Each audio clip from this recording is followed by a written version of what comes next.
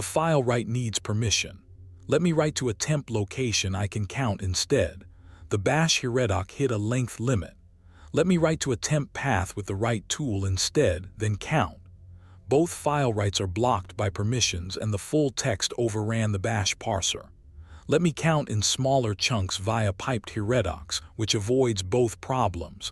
Chunking works and the hook is exactly 150. Now the rest in a few chunks. Verified by counting each chunk. 150 plus 793 plus 1076 plus 1076 plus 1023 plus 919 equals 5,037 words. Dead center in the 4, 905, 100 window. Hook exactly 150, no ellipses. Every beat intact auction, deed discovery, filing, false com, surveyor trigger, three-sided siege, bidding war, resolution. Here is the final tightened script. A sheet of rusted tin tore loose from the roof and swung down hard. It missed the old woman's head by inches and slammed into the dirt. She stumbled back, caught her boot on a rock and went down onto one knee. A dog barked once and pressed against her side. She grabbed its collar, pulled herself up and stood there in the dust breathing hard. Blood ran from a cut across her palm. She wiped it on her dress and looked up at the leaning shack the whole town had laughed at her for buying. $3. That was what Opal Vance paid for it.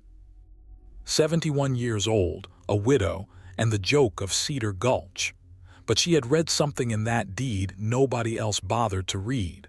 What did one old woman see in a $3 ruin that would change everything? Stay with me on this one.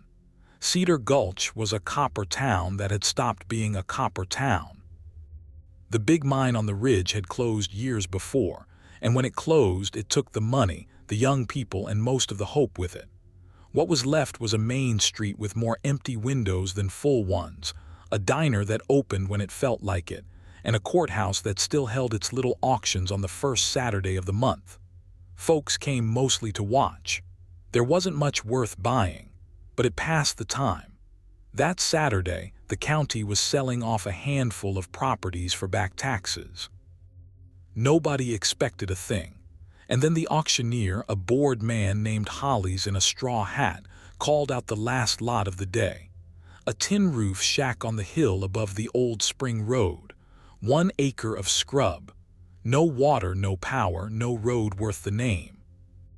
The kind of place you'd tear down for the lumber, except the lumber was rotten too. Holly started the bidding at 50 cents and the whole crowd laughed before he finished the sentence. Now here's the thing. Opal Vance was standing at the back in a gray dress worn soft at the elbows with a one-eyed hound named Biscuit at her feet. And when Holly said 50 cents, she raised her hand. The laughter changed. It got meaner. Heads turned and men she'd known for 40 years grinned at each other like they'd watched a chicken try to fly. Somebody up front called out, "Opal, honey, you buying yourself a mansion?" And the crowd roared. She didn't answer. She just kept her hand up. Hollies, half embarrassed for her, tried to move it along. 50 cents to the lady in gray. Do I hear $1? Nobody bid. But a heavy-set man named Dale Prewitt, who owned the hardware store and never could resist being the center of a joke, hollered, "$1.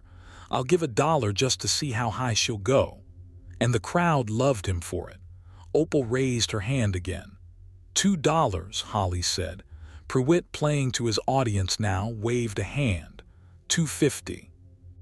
And Opal said, out loud in a voice that didn't shake, $3. The room went quiet a second. Prewitt looked around, grinning, deciding whether the joke was worth another dime. He decided it wasn't. He shrugged big and slow so everybody could see it. "All yours, sweetheart," he said. "Congratulations on the estate." The laughter came back one more time, loud as a bell, and Hollies banged his gavel. "Sold, $3. To Opal Vance." She walked up to the table, opened a small change purse, and counted out 3 worn bills. Then she signed the paper Hollies pushed at her, folded her copy of the deed into a neat square, tucked it into her sleeve, and walked out with her dog. She never once looked back at the people laughing at her. You need to understand who this woman was. Opal had lived in Cedar Gulch her whole life. Her husband, Walter, had worked the copper mine for 31 years, right up until the day it closed, and then he'd worked odd jobs and pried until his heart gave out in a lawn chair on a Sunday afternoon. He left her a rented house that wasn't theirs to keep, and a savings account a funeral had mostly emptied. She had a sewing machine, a garden gone to weeds, and a pension check that came late half the time. So when the town saw her spend $3 on a shack, they didn't see it as strange. They saw it as sad. Poor Opal, they said, lost Walter and lost her mind in the same year. And you know how a small town is. Once they decide a thing about you, that's the thing you are. But Opal wasn't sad and she wasn't crazy. She was patient. And patient is a different animal entirely. 2 weeks before that auction, Opal had done something nobody else in Cedar Gulch had thought to do. She'd gone down to the courthouse basement, where the old records were kept, and asked to see the file on that shack. Not the tax sheet everybody skimmed. The whole file. The original deed, going back to when the property was first claimed. And she'd sat under a bear bulb for 3 hours reading it word by word, the way Walter had taught her to read a contract before you sign it. And in that file, in language nobody had bothered with in 50 years, she'd found 2 things that made her hands go still. She was not going to tell a soul. The next morning she climbed the hill. It was a real climb, steep and loose, the kind that makes an old knee talk back. Biscuit went ahead of her, nose down and tail going. At the top she stood in front of her $3 shack and looked it over slow. It was worse up close. The porch was half rotted, the door hung on one hinge, and the tin roof was so loose the wind moved it like a loose tooth. Inside, the floor had holes you could lose a boot in, and something had been living in the corner a long time. Anybody with sense would have turned around and gone home. Opal set down the canvas bag she'd carried up, full of hammers and a tin of nails and a jar of water. She pulled a pair of Walter's old work gloves onto her thin hands. And she started with the porch board that had nearly killed her, prying it up, measuring a new one, sawing it by hand because she had no power up there and never would. She worked till noon, split a biscuit with the dog, and worked till the light started to go. Then she walked down the hill and did it all again the next day. And the next. That was the part the town couldn't understand and the part that kept them laughing for months. They'd see her, that gray figure and her one-eyed dog, climbing the hill every morning like it was a job. They'd see the smoke from the little stove once she patched the chimney, and they'd shake their heads. What in the world is that woman doing up there, they'd say. They had no idea what she was really doing. And that was exactly how Opal wanted it, because it wasn't the shack she'd bought. Not really. The shack was just what the paper said out loud. It was the 2 things underneath it that mattered, and one of them ran right under the floor she stood on.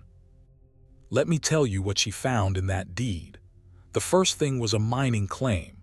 Not the big copper mine on the ridge, that was a different company, long dead. This was an older, smaller claim, filed before the town even had a proper name, and it had never been closed out. It had just been forgotten, folded into the property, passed hand to hand as worthless scrub because copper prices had been down for years. But prices don't stay down forever. And a live claim gives you the right to what's under the ground, not just the dirt on top. Most people never think about that. Opal did. Walter had spent 31 years pulling metal out of that ground. She knew what was down there. She just needed the paper to say it was hers to reach. The second thing was water. In Arizona, water is worth more than copper and gold put together, and everybody there knows it. The deed described the boundaries by an old survey, and the survey mentioned, almost in passing, a spring line. A live underground spring that fed off the mountain and crossed under the property before it disappeared into the valley. The town's water came from a well field on the far side that had been dropping lower, every year everyone tried not to talk about. But this spring, the one under Opal's Hill, wasn't on anybody's map anymore. It had been capped and forgotten when the mine closed and the population fell. Opal had grown up drinking from that spring as a girl. She remembered exactly where the old stone cap was, buried now under 50 years of brush and dirt behind the shack. And she remembered that the real deed gave the water rights to whoever held the land. That was what $3 bought, not a shack, a claim to the copper under the hill and the right to the water running through it. And not one soul in Cedar Gulch knew, because not one soul had read past the first page. So she patched her walls by hand, and she let them laugh, and she waited. But knowing a thing and proving it are two different roads, and the second is longer. A forgotten claim isn't worth a dime if you can't show it's still live. A capped spring isn't worth anything until somebody official confirms the water's really there and really yours. And an old woman with a $3 deed and no money for lawyers has to be careful, because the minute somebody with power realizes what she's sitting on, they'll find 100 ways to take it. So Opal did it quiet. Late nights at the kitchen table with Walter's reading glasses and a stack of forms she'd sent away for. She learned the words: assessment work, annual filing, beneficial use. A mining claim stays alive only if the owner does a certain amount of improvement work every year and files a paper saying so. And the previous owners, out of pure laziness, had let those filings lapse but never formally abandoned the claim, which left it in a strange gray place, alive enough to save, dead enough that nobody else had bothered. She cleared brush off the old claim markers, the rotted wooden posts sunk into the rock, so she could photograph them and prove the boundary. She dug out the stone cap on the spring, just enough to see the water was still moving under it, cold and clear as she remembered from being a girl. She wrote it all down, dates, measurements, everything. And then, with the last of Walter's savings, $40 she could not afford to lose, she paid the filing fees at the county to record her assessment work and revive the claim in her own name. The clerk who took her $40, a young man named Perkins, barely glanced at the papers. "Mining claim," he said, and almost smiled. "You know the mine's been closed 20 years, ma'am," Opal just said. "I know it," and slid the money across, and he stamped her forms and gave her a receipt, and neither of them understood in that moment that she'd just done the single most important thing anyone in Cedar Gulch had done in a decade. The paper was filed. The claim was hers, alive and legal. And that could not be undone. Winter came and went. Opal kept climbing the hill. By spring the shack didn't lean anymore.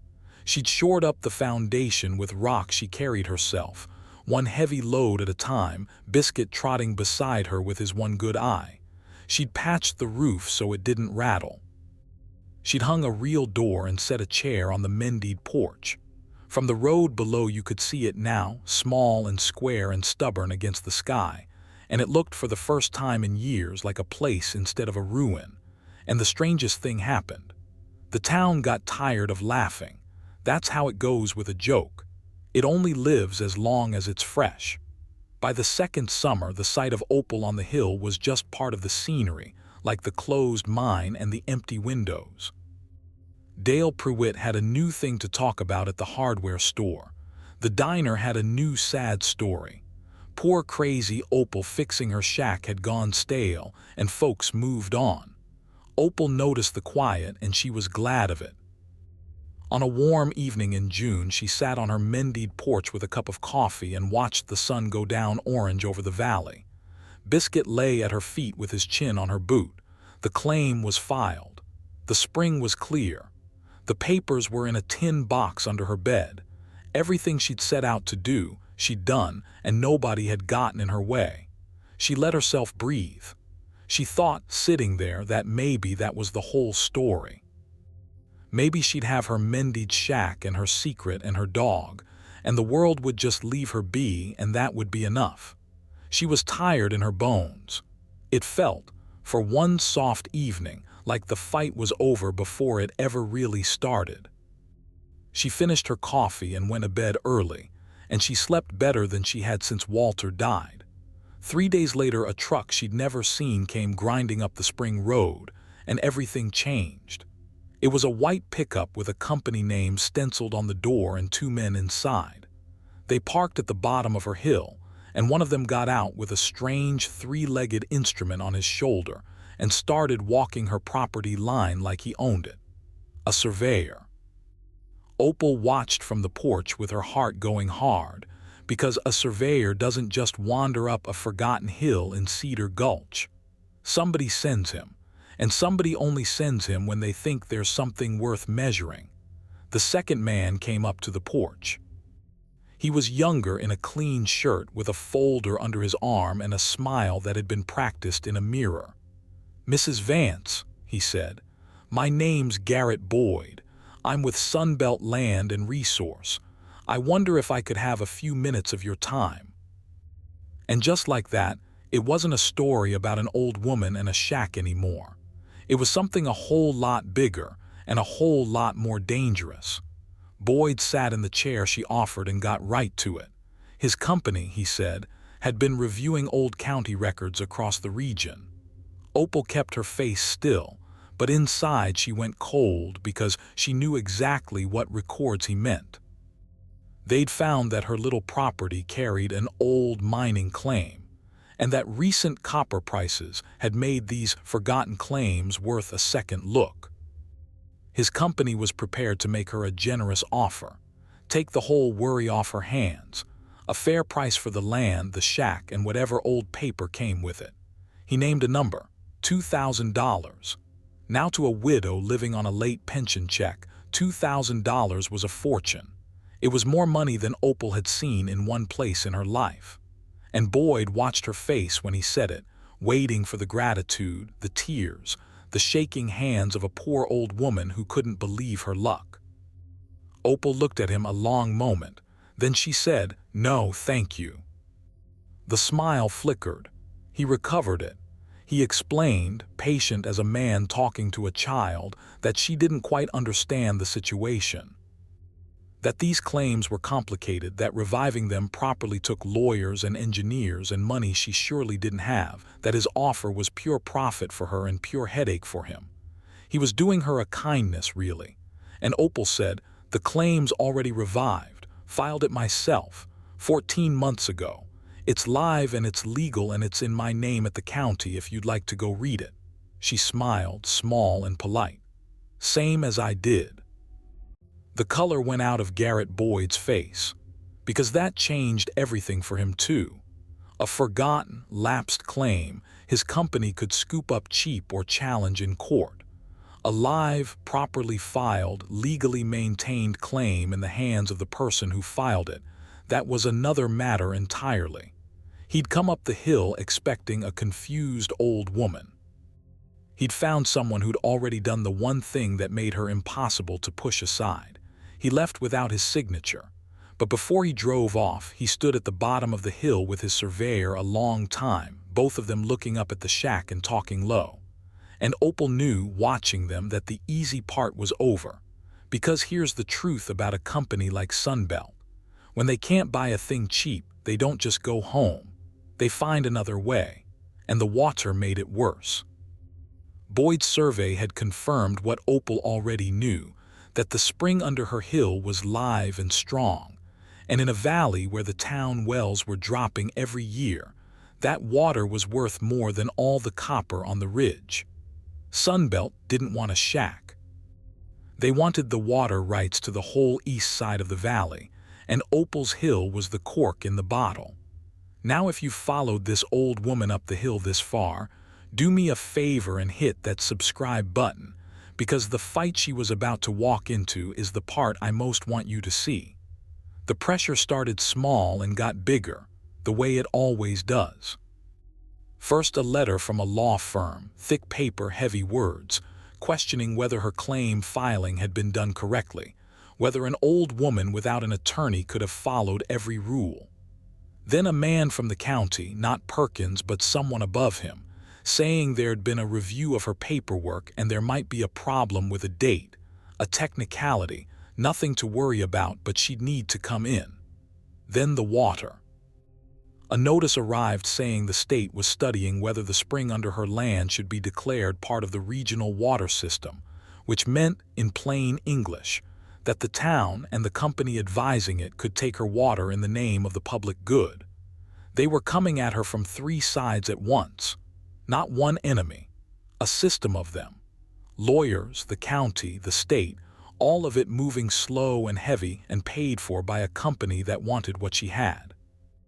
And Opal was one woman, 72 now, with a tin box of papers and $40 of savings long gone. But she had one thing they didn't count on. She had the truth, filed and dated and stamped, and she'd been careful with it every single step of the way. She got herself down to the courthouse, in her gray dress, biscuit waiting in the borrowed truck. She spread her papers on the counter in front of the county man, every filing, every receipt, every photograph of the claim markers and the spring cap, every date lined up in order the way Walter had taught her.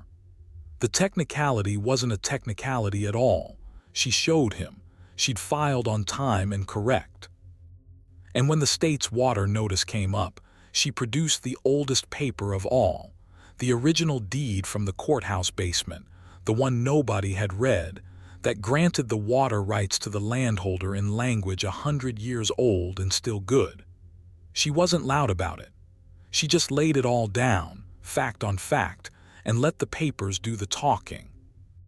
And the county man, who'd come in expecting to bully a confused widow into a corner, found himself looking at a case so clean and so complete that his own lawyers, when they saw it, quietly told Sunbelt to stop. Word gets around a small town fast, and the word that went around Cedar Gulch that summer turned everything upside down. Opal Vance's $3 shack was sitting on a live copper claim and the biggest live spring in the valley.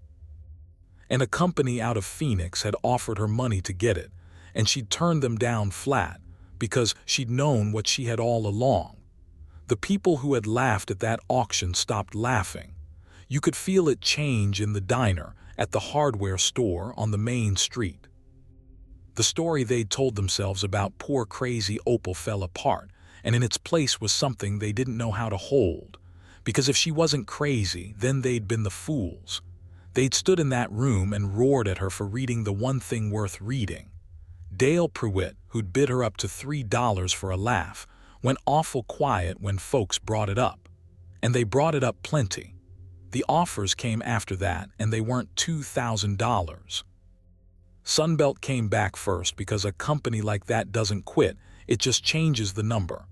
Boyd drove up the hill again, no practice smile this time, and sat in the same chair and named a new figure, $50,000. Opal poured him a cup of coffee and said no. He came back a week later, $200,000. She said no again, this time with Biscuit's head in her lap and her voice as steady as the spring under the floor. Then the others came.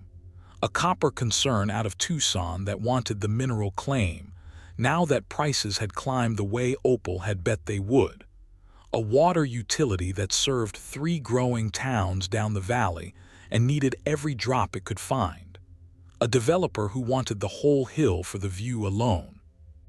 They came up her road one after another, sat in her chair and named their numbers, and the numbers kept climbing because when 3 big buyers all want the same small hill, the price stops being about the hill and starts being about how bad each one wants to beat the others.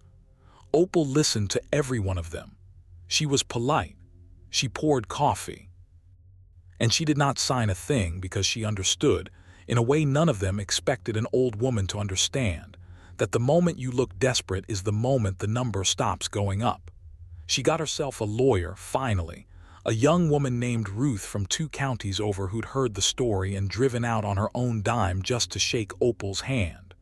Ruth couldn't believe the file. "Do you know what you're sitting on?" she said, and Opal said, "I've known since the first day. I was just waiting on the rest of you to catch up." They worked it together, careful as ever, and Ruth ran the buyers against each other, and the number climbed higher than anything Cedar Gulch had ever heard. It came together in the fall, a little over a year after the auction. The copper concern took a long-term lease on the mining claim, royalties paid to Opal for as long as the ground gave up metal. The water utility bought a permanent right to the spring, with a guarantee, written in by Ruth and insisted on by Opal, that the town of Cedar Gulch would get its share first, at a fair price, forever. And when you added the lease and the water deal and the value of the land itself, the number they finally put on Opal Vance's $3 shack was more than $2 million. $2 million. For a leaning tin roof shack that a whole town had walked past and laughed at, that a hardware man had bid up to $3 as a joke, that everyone agreed only a crazy old woman would want. The day the deal closed, the courthouse was full. It seemed like half of Cedar Gulch found a reason to be there, because a thing like that doesn't happen twice in a town's whole life. Opal came in her gray dress, the same one, with Ruth beside her and Biscuit waiting in the truck. She signed her name slow and neat on every line. And when it was done, when the papers were stamped and the number was real, she didn't shout, and she didn't cry, and she didn't look once at the people who had laughed. She just folded her copy into a neat square, tucked it into her sleeve the way she'd tucked the deed a year before, and walked out to her dog. Dale Pruitt caught up to her on the courthouse steps. He'd been working up to it for a while, you could tell. He took off his hat and turned it around in his hands and said, "Opal, about that day at the auction. I didn't mean anything by it. It was just a joke." And he waited, red in the face, for her to make him pay for it. She didn't. She looked at him a moment, this man she'd known 40 years, and she said, "I know it was, Dale. Wasn't it a fine one?" And she walked down the steps and left him standing there holding his hat, which was somehow harder on him than anything cruel she could have said. That's the thing people got wrong about Opal Vance right to the end. They kept waiting for her to turn mean with her money, to rub their noses in it, to buy the biggest house in the county and drive past the diner slow. She never did. Because it was never about them. It was about Walter, and the ground he'd given 31 years to, and the water she'd drunk as a girl, and the plain stubborn refusal to be told what a thing was worth by people who'd never bothered to look. She didn't leave the hill either. That surprised everyone most of all. With $2 million she could have gone anywhere, and she stayed in her mended $3 shack with the tin roof and the porch she'd rebuilt with her own hands. She put in a real well and a proper road, and she let the copper company work the claim down below where she couldn't see it, and every month the royalty checks came, and every month she gave most of them away. That was the part the town never expected. Opal made sure Cedar Gulch got its share of the water first, so the wells that had been dropping every year came back, and the town that had laughed at her lived off the spring she'd found under her floor. She paid to fix the school roof. She quietly covered the back taxes on 2 other families about to lose their homes at the same auction where she'd bought hers, so nobody would ever stand in that room and get laughed at the way she had. She never put her name on any of it. Folks figured it out anyway, the way they do.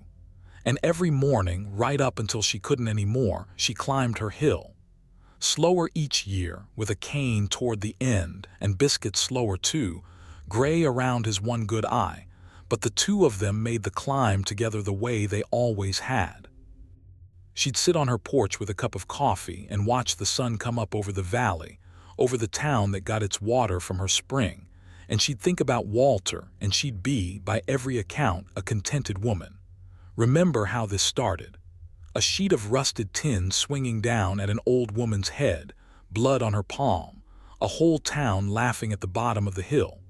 That was the picture everyone in Cedar Gulch carried of Opal Vance. The crazy widow and her $3 ruin. But that wasn't the picture at all. What they'd been watching all that time was the most patient person any of them ever met, doing the one thing none of them thought to do. She read the paper all the way to the end. She saw the worth in a thing everybody else called worthless. And she waited, quiet and sure, while the whole town laughed itself hoarse, until the day the truth came up the road in a white pickup and proved her right in front of every last one of them. $3. That was all it cost her. $3 and the willingness to look where nobody else would. Opal Vance is gone now, and Biscuit with her, buried up on that hill under a stone that looks out over the valley and the spring. But the water still runs, and the town still drinks from it, and every so often somebody at the courthouse auction, about to walk past a lot nobody wants, stops and remembers the old woman in the gray dress, and thinks maybe I ought to read the whole thing first. And that, believe me, is the truest thing she ever taught them.